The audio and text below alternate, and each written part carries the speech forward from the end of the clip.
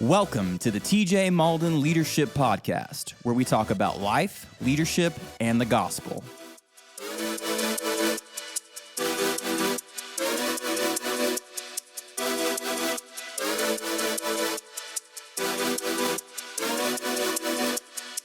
Hey, welcome to today's episode of the TJ Malden Leadership Podcast. I'm so glad that you're hanging out with me. And today, I'm really excited about today's episode. I'm going to tell you a story about my dad. He's probably going to kill me for this. But I want to tell you this story. My dad, he retired a few years ago. He's no longer working, but he likes the stock market. Like he's really good with numbers, and like when it comes to investing and finance, like he's a pretty sharp dude. And so he invested during COVID. He invested into this company, and he called me. He was like, "Hey TJ, I think it'd be a really good idea if you also invested in this company." So I put a little bit of money into this company, and man, one morning I woke up, and stocks are like, they go from red to green. They're red when they're deficient. They're green when they're like making money. And this stock was just like, it was going through the roof. Just, like 50%, 60%, 70%. It was like making these crazy gains. And the whole time I was thinking, oh my gosh, my dad, he put a pretty good bit of money in this. I think like he's gonna make out like a bandit. This is really cool.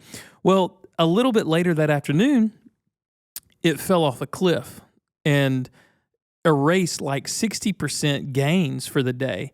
And so I was talking to my dad that afternoon. I was like, "Hey man, how awesome was today? Wasn't today incredible? Did you sell your stock? And he was like, what are you talking about?"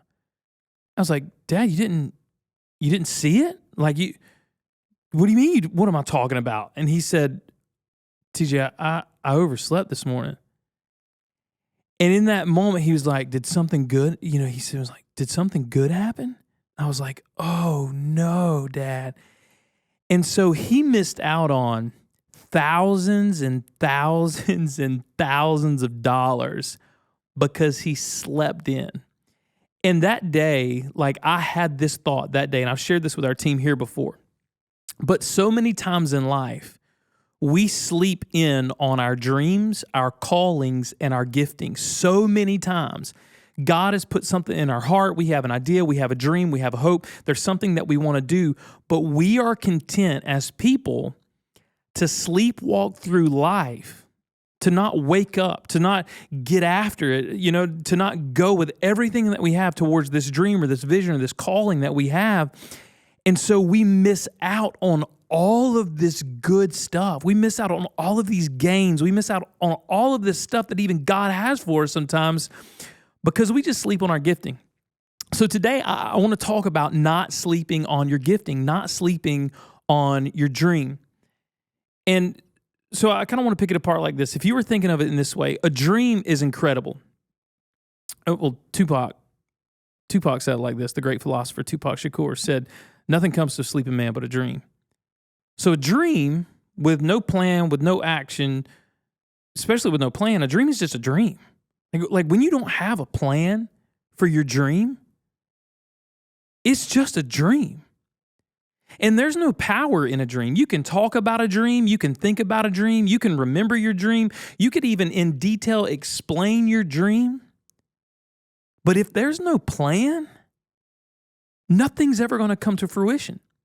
So listen, if you've maybe been sleeping on your dream, if you think, TJ, I have this dream in my heart, I want to be the best baseball player on my team. I want to have the best grades this year. I want to lead a ministry that affects the world and it affects change for Jesus. TJ, I want to start a company, or I want to be a better boss, or I have this dream of how our culture could shift in our workplace, or my friend group could change, or man, I have this dream how my family could be more gospel-centered, or I have this, whatever your dream is.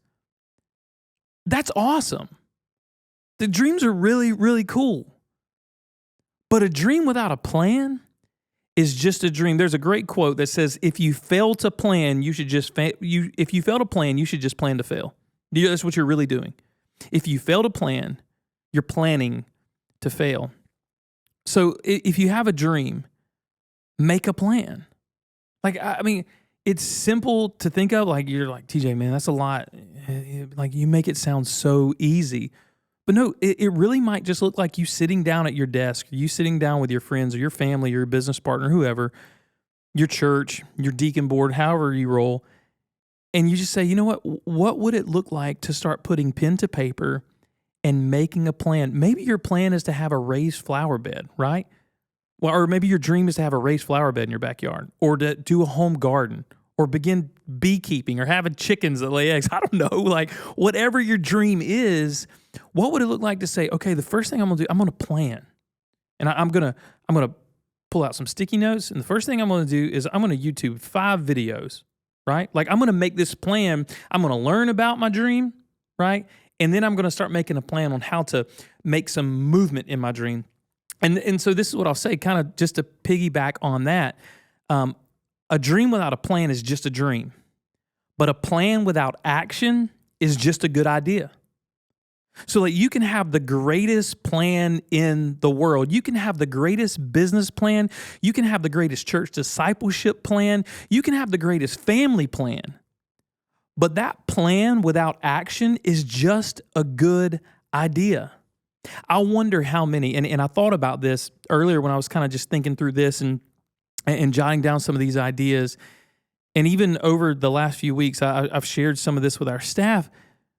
But I think how many amazing dreams have been left on sticky notes and in little leaflet pads. How many incredible, life-changing, world-altering dreams have been left on someone's mirror on a sticky note because they never made a plan, and that plan was never translated to action. I'll tell you another real quick story about my dad because he's a really, really cool dude. 5 years ago, he was in a motorcycle wreck, and he injured. It altered his life. It broke his body, and in some ways, it altered his cognitive abilities. It damaged the emotional portion of his brain, his frontal cortex. And so before his accident, he had been working on a novel. He'd been writing a book for years, just a little bit at a time, And I remember in high school, 20 years ago, my dad talking about this book he was going to write. Well, after the accident, I think it put his mortality into perspective. So he finished the book. And now it took him from the time he started writing his first idea to the finish. I just got the cover. He sent me a cover because I wrote a little forward for him. 3 weeks ago, I got the cover. So we're talking about 20 to 22 years. Like, he had this dream of writing a book.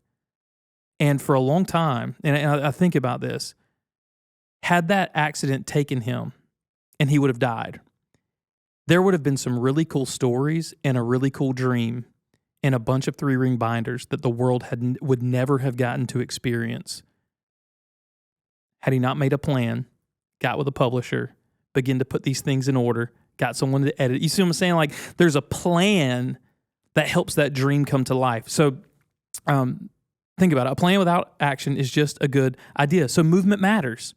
You say, well, TJ, I don't have all the answers. I don't know what to do. Like, I don't know. Google. Like, can I just say that? Like, you can learn how to do everything on Google. Like, you can learn how to wax floors. You can learn how to do brick and mortar. You can learn how to repaint cars. You can learn anything from Google.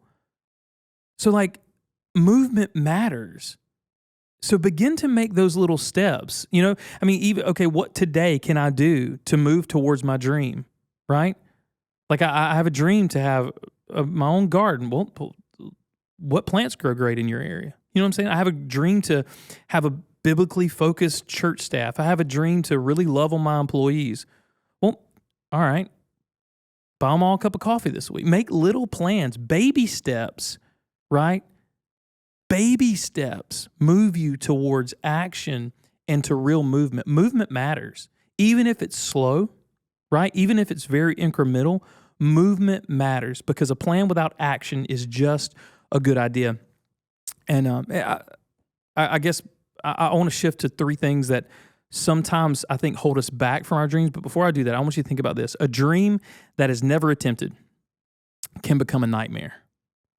A dream that is never attempted can become a nightmare. I have done, in my life, I've done some crazy stuff. Like, I had this dream of self-filming a hunting show, and I've had all these random crazy dreams. I had a dream of doing a podcast, and I talked about it. I drove our staff crazy for years, literally years. I was like, I really feel like I want to do a podcast. I feel like God wants me to do a podcast. I think a podcast would be a great idea. We should do a podcast. Like, just kept going and going and going. But I think about this, like, what if all of these things, what if would get to the end of my life and I have all of these boxes unchecked, not of things or responsibilities that I was supposed to do throughout my life, but what if at the end of my life I had taken care of my responsibilities? You know, I'd been a good person, been a good dude, been a good boss, been a good employee, but I had all of these dreams unchecked, like with no attempt, no movement at all. To me, in my life, that would be an absolute nightmare.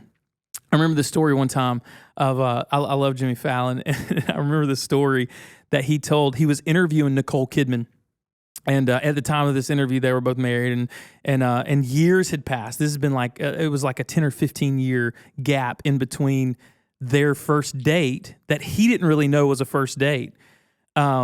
She comes over to his house. He's playing a video game, and he's just kind of nonchalant, and so she's kind of like, in her mind, she was like, well, I guess he doesn't like me very much. So she leaves. And then he's doing this interview 15 years later, and Nicole Kidman's like, Jimmy, I was really into you. Like, I wanted to date you. And Jimmy Fallon's like, I blew a shot with Nicole Kidman because I was playing a video game, right? Like what a night. If he'd been a single dude and like she'd still been single, what a nightmare that would have been to miss an opportunity. Like, it was his dream girl, but he was so nervous. Like, he was so nervous to make a move and to like say, hey, you know, I really like you. He was so scared of movement that he missed out on what at the time he would have considered a dream date, a dream girl. And so I wonder how often in life those dreams at the end of life for people become nightmares. That's what I don't want that for myself. And if you're listening, I don't want you to sleep on your dream. I don't want you to sleep on your calling. God, I believe, following Jesus for the last 20 years, what I've realized is that every person I've met, like every person in ministry, I believe every person has this value and this worth to them. And so many people have incredible giftings and callings on their life that they never tap into for a million different reasons. Last thing I want to say, and then I'll give you the three reasons why I think people don't tap into those gifts, or people kind of hold back from going in on their dreams. But before I do that, I thought about this. A dream never attempted can become a nightmare. One of the greatest speeches of all time, sermons really of all time that we think about when we think about the civil rights movement is Martin Luther King Jr., right? And what did he say? He said, I have a dream. And his dream was a dream of equality. His dream was a dream of unity. His dream was this dream that his little black children and other little white children would grow up in a community together, in a world together where they would love one another, respect one another, honor one another. And I think about this, like, what if men like Martin Luther King Jr. and men in that sphere, right? You can go back even further, like William Wilberforce, who led the abolition of the slave trade in England. You know, John Newton, who wrote about the abolition of the slave trade, who was a former slave ship master who spent the rest of his life trying to right his wrongs after he met Christ. Like, what if those guys would have stopped short of action? We could still be living in so many parts of the world the nightmare of slavery, right? Like, I mean, I think, man, these men, like, dreams are, man, you have to fight for it. Dreams are not easy. Sometimes they seem impossible. I mean, when you think about, there's no doubt that when they're marching on Selma, Alabama, right? When Martin Luther King Jr. is imprisoned in Albany, Georgia, my hometown, right? He's in prison there. Like, in his mind, it would have been more comfortable just to hang out with people that look like him and his own, like, would have been more easy, sure. but his dream was bigger. And look at what his dream has done for the world. Like that dream of equality, that dream of racial reconciliation, because men and women were willing to attempt hard things and do the difficult stuff. They were willing to put movement to their dream. They changed the world. Just a normal guy, normal women, right? Attempting dreams that God puts in their heart can literally shift cultures, can change cities, can change families. You know, that's really the macro level is thinking about changing the world and changing, you know, your workplace, but on a micro level, like these dreams that are followed by plans that mature into action can change your life, can change your family's life, can change the next generation. It's worth it. Let me say it that way. So just to shift gears a little bit with you, I'm going to give you 3 reasons why I think, and these are some reasons I've kind of chewed on, I thought about, even, you know, I think they're broad in general, but I think they apply. So there's a Bible verse, Proverbs 6:10-11 says, "A little sleep, a little slumber, a little folding of the hands to rest, and poverty will come upon you like a robber, and want like an armed man." I think sometimes I know sometimes the reason that we don't attempt dreams is because as a whole, I think our culture is sometimes just lazy. I think it's easier to get locked into a routine, into a pattern, and push the coast button, right? Just to push cruise control rather than navigating, grabbing the map, making a plan, doing the hard work, figuring out the best route, the quickest way to get there, like upgrading the vehicle, whatever it looks like, right? Whatever metaphor we want to use. Laziness keeps people from achieving their dreams because you can't be lazy and make a plan. You can't be lazy and move into action, right? I've heard lazy people oftentimes use excuses as to, right, like when the reality is you're just lazy. And I'm speaking to you. I mean, maybe I'm speaking to you, but some people have unrealized dreams in their lives, or they don't attempt it, they don't make a plan because they're lazy. It's hard work. It takes effort and commitment and discipline and staying engaged and centered on where you want to go and what you want to do and that God-sized dream or vision in your heart. And if you're lazy, a little sleep, a little slumber, a little folding of the hands, this is what's scary. You can have a dream and still be lazy. You can be lazy and have this beautiful idea, this beautiful grand dream from God. But if you're lazy, you'll never see it. You'll never taste it. So it takes work, it takes effort, and it takes discipline. I think that probably, and I'm shaking these up, right? Sifting these and letting the cream kind of come to the top. You could be lazy, or you could just lack confidence. Now, some of you listening, and I grew up in an atmosphere that there was negative input. And so there are times that I have to talk myself out of the can't do that, right? Like when I think about a dream, I think about a vision, I think, oh, could we do this? Could we go there? It used to be other people, but I experienced negative input frequently in my life to where it became, I adopted those voices as my own voice. And so when I would look for a season of my life, when I would look at a dream, I'd look at a vision, I'd look at something that I really thought I could do or wanted to do, I would hear in the back of my mind, there's somebody else better.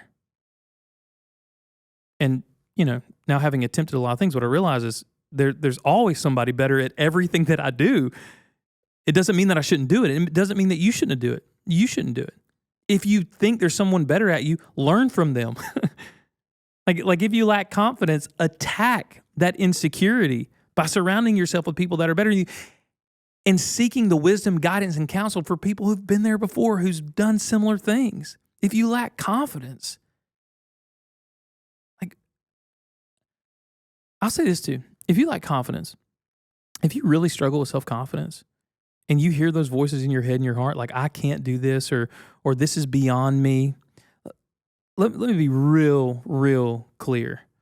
I have a learning disability. I can't do math. Formulas literally spin around on me. My SAT score is laughable. And so in the back of my mind for years, y'all listen, I am so bad at grammar, and like I can say big words really good. I could spell pretty well, but like I'll misplace a comma 347 times this side of Sunday, right? Like I'm like semicolon, I don't even know where they go. I'm not great at that. And for a long time, that held me back from using my gifting because I lacked confidence. In the back of my mind, I heard, you can't. You shouldn't. There's someone better. And man, then I realized, like, well, yeah, that's true. Like, if I don't ever make a plan and I don't begin to act, I can't and I won't ever learn. So I need to start making those steps. I need to start walking in that direction. I need to start learning, even if I stumble a lot. I'll tell you this story real quick, because this is what it's going to be like. If you can ever find the confidence, right? Like, one, I would encourage you obviously to pray about it, but then have wise counsel speaking to your life. Seek education on your dream and helping. So, there's people around you that would probably love to help you make a plan and speak lovingly into your life. But I'll say it to you like this. You may lack confidence. You may be really, really shaky and unsure of where you're at in life right now. Or if you could ever even realize this dream, I want to say it to you like this. My son, we adopted Cameron from India when he was 18 months old. He came home with us. And Cameron was born with bilateral club feet. Cameron could not walk. And so we have surgery on both of his feet. And for months, he had his little cast on. And we did not know if he would ever be able to walk. And one day, he had a little friend at the house, and this little guy was just running in circles around our island in our kitchen.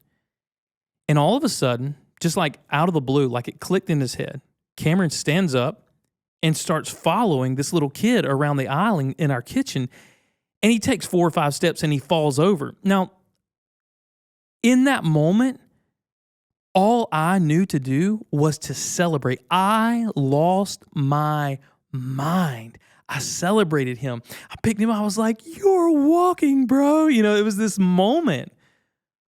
Because this dream, like I would love to see him be able to walk and run and play. And this dream was realized. Now, did he stumble? Sure. Was he shaky? Yeah, absolutely. Did he fall down a bunch? 1,000%. But you know what? He walked.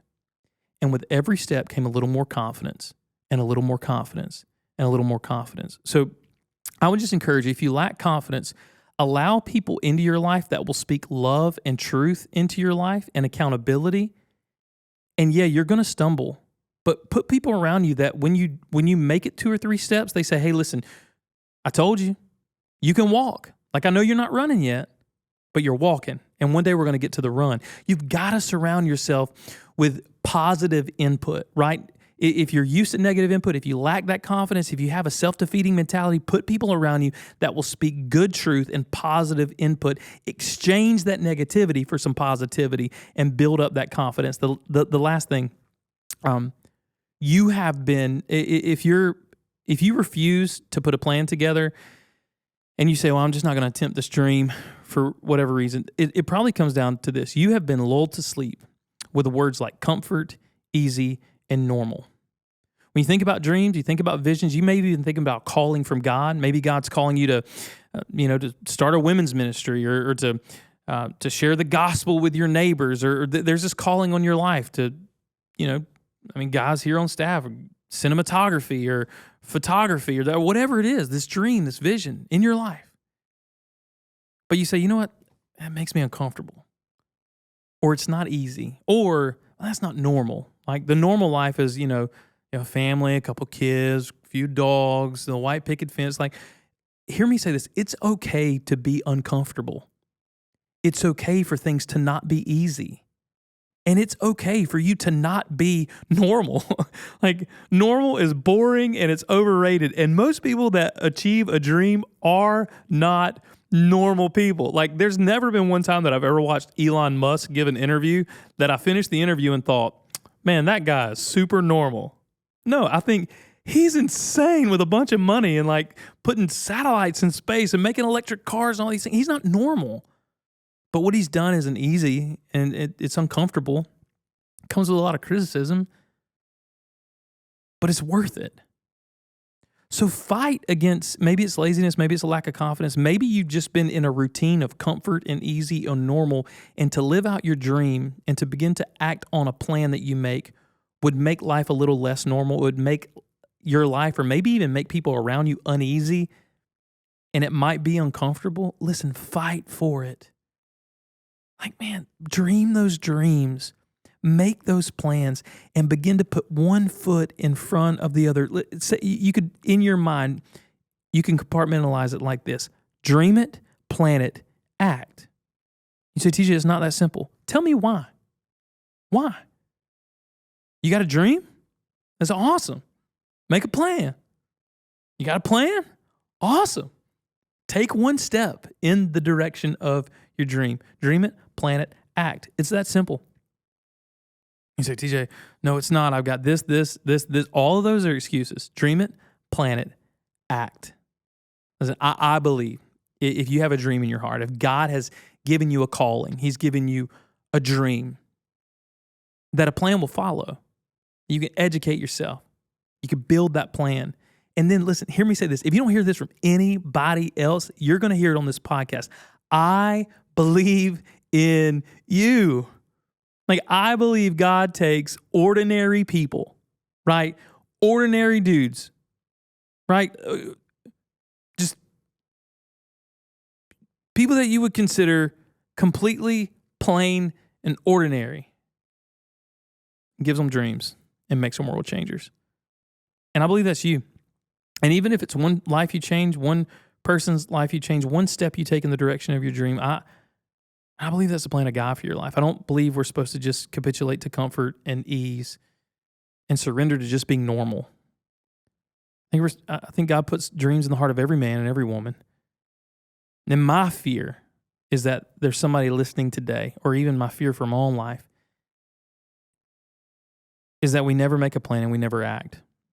And so all of that fruit is left on the vine. Last story I'll share with you, and I'll let you go, let you get out of here. In Jamaica, I just got back this past Saturday. Just flew in from a mission trip to Jamaica. And there's a fruit in Jamaica called a star apple. And they call it the meanest tree on the island. They call it the meanest fruit on the island. Because this is the one tree, every other fruit tree you see, whenever the fruit gets ripe, what's it do? It falls off the vine, right? And you can go and gather it. They call star apple trees the meanest tree on the island because when the fruit begins to ripen, the tree holds onto it.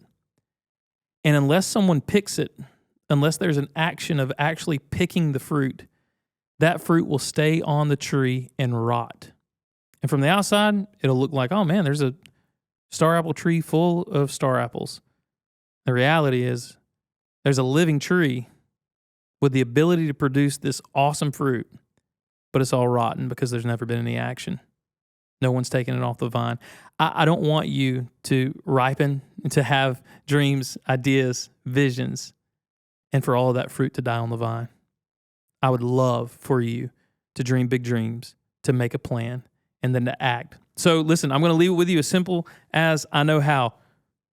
Dream it, plan it, and act. Listen, I'm so glad that you took some time to hang out with me today and listen for a few minutes. I hope you're not sleeping on your dream. And if you are, get up, shake yourself, quit hitting the snooze button.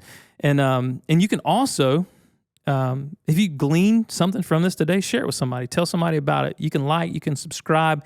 And if you have questions, you can email us as well.